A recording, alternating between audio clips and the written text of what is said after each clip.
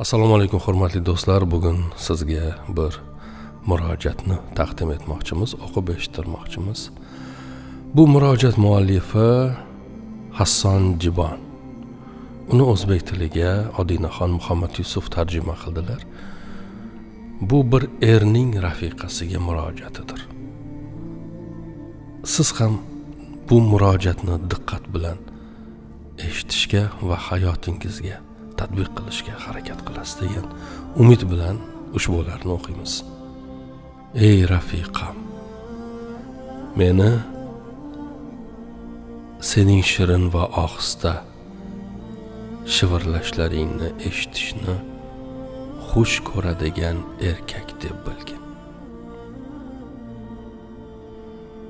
Menga sen xohlagan paytingda pul beradigan pul sarflovchi mashinadek qaramagin. Menga ehtiyojing tushadigan vaqtgacha tashlab qo'yadigan bir buyumingdek qaramagin. Shunday bo'lginki, mendan senga faqat yaxshi so'z yetsin. Sen bilan go'zal ishrat qilishni xohlayman.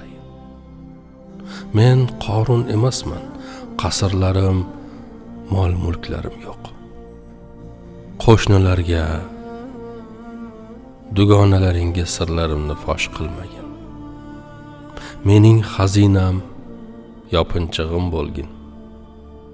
Menga baland ovozda gapirmagin.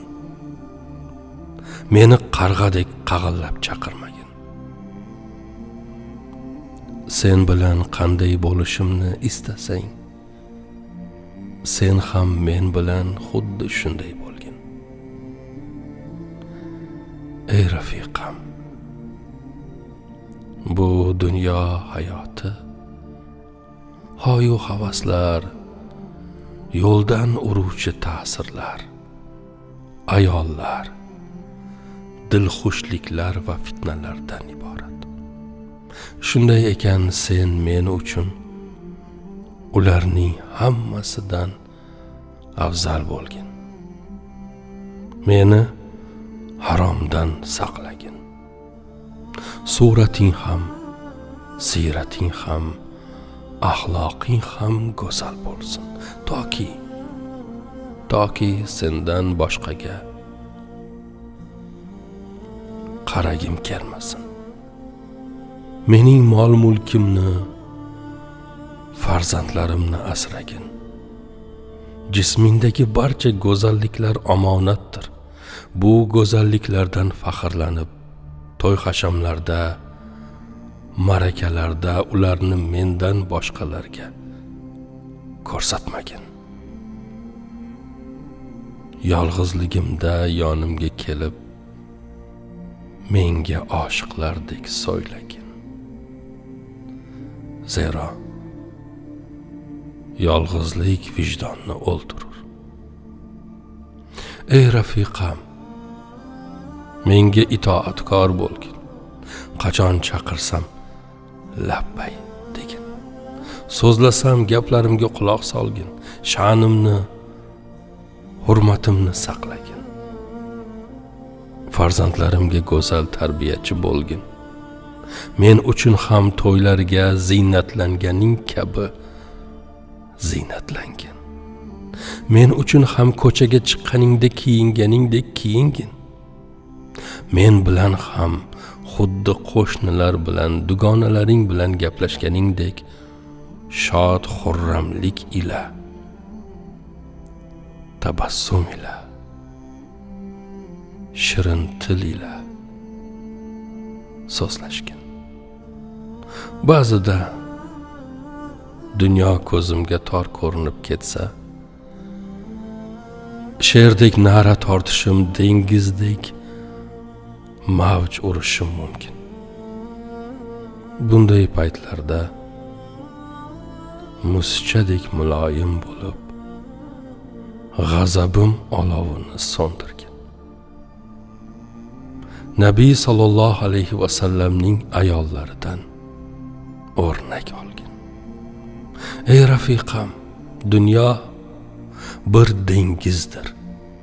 sohili oxiratdir. Unda suzuvchi qayiq esa taqvodir. Har bir inson ana shu ulug' safardadir. Mening haqqimda ham Allohga taqvo qilgin. Ey rafiqam, sendan iltimos. Senga muhabbatimni nafratga aylantirma. Senga sadoqatimni adovatga aylantirma. Senga hurmatimni hurmatsizlikka aylantirma. Menga quloq solgin, jahl qilmagin.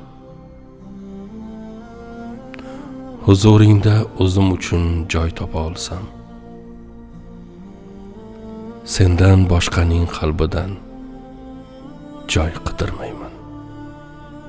Sen bilan halovat topsam, ro'zg'or tashvishlaridan, farzandlarning shovqin suronidan, oxiri tugamas talablaringdan uzoqroq ketib, o'zimga xos bir burchakda vaqti bilan ko'rishib tursak, tuni bilan do'stlarim huzurida bedor bo'lib, o'yin kulgu qilmayman.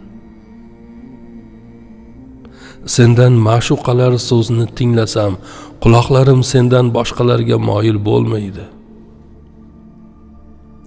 Ko'zlarim sendan boshqalarga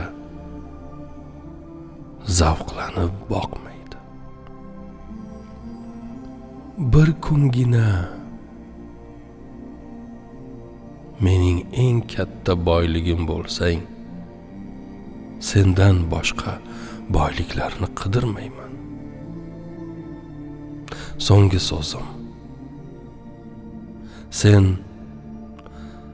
sarvari koinot Sayyidimiz Muhammad alayhissalom aytganlaridek bo'lgin. U zotdan qanday ayol eng yaxshi deb so'rashdi. U zot qaraganda ko'zing quvonadigan, eriga itoat qiladigan, erining moliga va sha'niga xiyonat qilmaydigan ayol dedilar. Allohim holimizni isloh qilgin. Bizga baxtiyor oilaviy hayotni in'om qilgin. Amin. Muallif Hasson Jibon, tarjimon Odinaxon Muhammad Yusuf. E'tiboringiz uchun minnatdormiz.